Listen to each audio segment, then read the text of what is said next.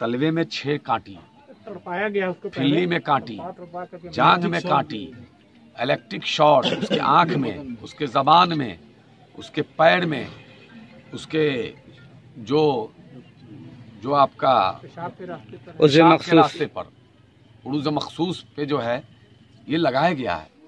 और ये सब एक दिन में 1 घंटा में नहीं होता है, ये बहुत बड़ा गैंग है और ये मामूली मामला नहीं है। बच्चों के गार्जियन से जो मैं मिला, मतलब रूह कांप गई है। और इसका मेन सूत्रधार यहाँ का थाना प्रभारी संजय सिंह है, उसी का साजिश रचा हुआ है। ये पप्पू कुशवाहा है, ये मिलकर के जेडीयू नेता, ये सरकारी मॉब लिंचिंग है। और जदयू नेता और जदयू की पुलिस इसकी शुरुआत की है। एक बहुत बड़ा टेंडर है ये, इसकी जांच सीबीआई से होनी चाहिए, ये मामूली बात नहीं है। ऐसा कोई आम आदमी इस तरह की हिम्मत नहीं कर सकता है। भाई कमाल हो गया, रात में आप घर में घुस रहे हो और विदाउट वारंट और विदाउट खटखटाए लात से मार के गेट तोड़ दिया और अंदर घुसा। बूढ़ी औरत थी, उसके हाथ से मोबाइल छीना, उसके हाथ को मोड़ दिया। बूढ़े बाप थे, वो पैर टूटा हुआ था उनका, वो लेटे हुए थे, उनको धक्का तोड़ दिया गया है, उनको धक्का मार के उनको गिरा दिया गया। उसके बाद यही हद नहीं हुआ, जो एक उनकी बहू थी, औरत है, उस घर में बगैर परमिशन के, बगैर खटखटाए हुए डायरेक्ट घुस गई पुलिस। औरत किस हाल में है? रात के 11 बज रहा था ना, 1 बज रात में पुलिस वर्दी में थी। पुलिस वर्दी में तो थी ही, लेकिन उसके साथ 15-20 गुंडे भी थे और सबके कमर में पिस्टल था, सबके हाथ में पिस्टल था। सिविल में तमाम सिपाही के हाथ में पिस्टल नहीं हो सकता है। पिस्टल भी किसके पास रहेगा, एक मानक तय है जी। सबके हाथ में अगर पिस्टल है तो यकीन जानिए कि उसमें गुंडे भी थे। ये सब जदयू के गुंडे थे और उस औरत के, महिला के घर में 1 बजे रात में बगैर खटखटाए हुए अब घर में कैसे घुस गए? औरत है, किस हाल में है, क्या सबसे बड़ा अपराध तो ये है। तो ये जांच का विषय है और अविलंब ये जो संजय सिंह है इसको डिसमिस किया जाए। मस्जिद में भी तोड़फोड़ किया गया। मस्जिद में क्या बिगाड़ा था, मदरसे ने क्या बिगाड़ा था? भाई कितना बड़ा गुंडा था और कितना बड़ा आतंकवादी था क्या? रोजाना हजारों मोटरसाइकिल चोरी होती है, घर में डकैती होती है, लोगों की हत्या हो जाती है, उसके लिए तो पुलिस घर में बैठी रहती है। मैं लगातार बलात्कार हो रहा है, उसमें तो पुलिस को कोई गुस्सा नहीं आता है, पुलिस जांच में आगे नहीं बढ़ती है। तो मैं कई बार फोन किया हूँ बलात्कार वाले मामले में पुलिस को मदद करने के लिए कि भाई सच्चाई का आप साथ दो, निष्पक्ष जांच करो। मोटरसाइकिल और गाड़ी चोरी में ये लोग नोटिस नहीं लेता है, गाड़ी चोरी वाले में पुलिस बोलता है कि भाई चोरी हो गया, अब इसका होगा, तब टाल देता है। लाश के बारे में मकामी लोगों ने क्या बताया है? नहीं, लाश के बारे में बताया ही नहीं। हमने जो वीडियो देखा है जी और फोटो देखा है, ये कहाँ की इंसानियत है? वो कितना बड़ा क्रिमिनल था। सिर्फ मारा गया है या मतलब इलेक्ट्रॉनिक टॉर्चर भी किए गए हैं? मारा ही नहीं न गया है।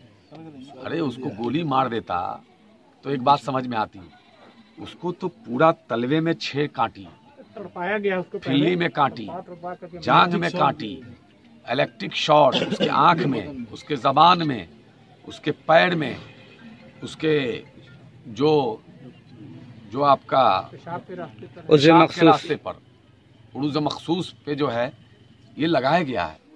और ये सब एक दिन में 1 घंटा में नहीं होता है, ये बहुत बड़ा गैंग है और ये मामूली मामला नहीं है। आग जब लगेगी तो सब जलेगा। अब इसके लिए आप क्या लाएअमल तैयार कर रहे हैं? मैं आंदोलन शुरू कर चुका। अभी हमारा यहाँ कल सब तरफ पुतला जलेगा नीतीश कुमार जी का, मुख्यमंत्री का, उनके संरक्षण में जो आरएसएस का नकपुरिया कानून वो बिहार में लगाए हुए हैं। आरएसएस बजरंग दल से सीख करके जो ये जदयू के गुंडे द्वारा ये मुसलमानों और दलित का लगातार मामले, मैं इस मुद्दे को सड़क से सदन तक उठाऊंगा, मैं छोड़ूंगा ही नहीं जब तक के तमाम पुलिस वाले को, इसमें जो भी लोग मुलविस हैं, उन तमाम लोगों को फांसी की सजा नहीं मिल जाती है। ये सस्पेंड करने का झुंझुना हमको नहीं चाहिए। सस्पेंड वाला झुंझुना दिखाते हो, ये झुनझुना हमको दिखाते हो, हम झुनझुना में आने वाले नहीं हैं। हमको तब जाकर के इत्मीनान होगा जब इन लोगों को फांसी की सजा मिलेगी। फांसी से सब कम हमको कुछ भी मंजूर नहीं है। दूसरा, यूपी में पुलिस ने क्या नाम था द्विवेदी को, उसको गोली मारा तो उसको 1 करोड़ रुपया और क्लास 1 की नौकरी दी गई जी। इसको भी पुलिस ने मारा है, उससे ज्यादा भयानक तरीके से मारा है। इसलिए दोनों परिवार को 50 लाख रुपया और 1 नौकरी, दोनों के छोटा छोटा बच्चा है। बच्चा कहाँ जाएगा? इनके बाप के घर में जाएगा। मैं बिल्कुल पूरे अवाम का, तमाम हिंदू मुस्लिम, तमाम जो यहाँ जितने लोग हैं, सब लोगों का खून खौल रहा है। क्योंकि आज अगर इनकी बारी है तो कल उनकी बारी है। ये पुलिस वाले गुंडे जब हो जाएं तो समझ जाओ कि समाज और देश खतरे में है। समाज की कल इस लड़का को उठाया है, कल हमारी माँ बहन को उठा लेगा ये लोग। किस हैसियत से उठा लिया? न कोई वारंट है, न कुछ है। कैसे औरत के घर में डायरेक्ट घुसा 1 बजे रात में? ये सब बहुत। मैंने अभी आईजी हसनैन साहब को भी फोन लगाया था, लेकिन लगातार रिंग हो रहा है, वो नहीं उठा पा रहे हैं। मैं उनको बताना चाह रहा था, समझ गए, ठीक है ना, मैं बताना चाह रहा था कि भाई यहाँ पर क्या हालत है। मुझको भी अंदाजा नहीं था जब मैं आया, इतना दर्दनाक तरीके से। सबसे पहले इनकलाब से आप हैं, आपने मुझे खबर दिया और पूरी बात बताई आपने। लेकिन यहाँ के जो एडमिनिस्ट्रेशन है, एडमिनिस्ट्रेशन के जो दलाल हैं, वो लोग इसको लिपापोती करना चाह रहे हैं। मैं बधाई नहीं देना चाहता हूँ यहाँ के समाज को। ये हमारे मनोज बाबू हैं, राजद के नेता हैं, ये निराला बाबू हैं, ये हमारा अध्यक्ष है हामिद रजा, और भी तमाम लोग हैं। और यहाँ के तमाम लोग, जितने लोग, ये हमारे महंत जी हैं, कहाँ गए? बचे हुए थे अभी। ये तमाम लोग मणिभूषण भाई हमारे, ये तमाम लोग पूरी तरह से इंसानियत और इंसाफ के साथ खड़े हैं। और तमाम लोगों की मांग है कि जब तक संजय सिंह से लेकर के, जदयू नेता से लेकर के और पूरा ऊपर तक एसपी तक, ये तो यहाँ मोतिहारी एसपी के जुडिशन में आता है ना, ये जी। जांच के दायरे में मोतिहारी एसपी भी आना चाहिए, जांच के दायरे में आपको सीतामढ़ी एसपी भी, दोनों एसपी आना चाहिए। क्योंकि थाना की हिम्मत कैसे हुआ, कहाँ हुआ, किन किन लोगों ने किया? सीतामढ़ी एसपी का तो बदलाव हो गया। बदलाव ये झुंझुना है। इससे पहले भी जैनुल अंसारी वाले मामले में उनका तबादला हो गया था, मामले में लेतापुती हो गई थी।